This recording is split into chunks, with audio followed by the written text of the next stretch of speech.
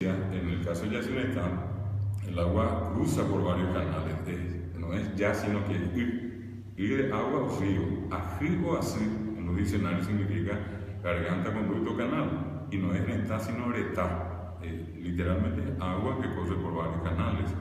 Y lastimosamente nosotros, mal interpretando, le llamamos el país de la luna.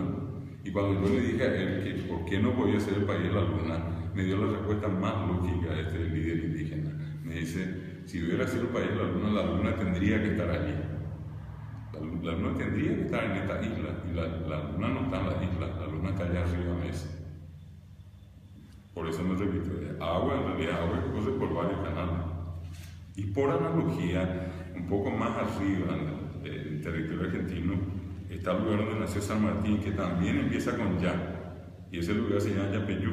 En realidad hay que leer la Y, la inicial, la Y es Y, AP que es superficie, y Yu que quiere decir amarillo, no dice Sagyu, amarillo dorado, y efectivamente hoy se llama Laguna Dorada. ¿Por qué? Porque hay unos camalotes que son amarillos, que sobre todo cuando entra el sol parece que brillan, y uno ve un color impresionante de amarillo, es como que toda la superficie está cubierta de amarillo dorado. Y ahí se cumple aquello que dice agua de superficie dorada, que es I, AP, Yu.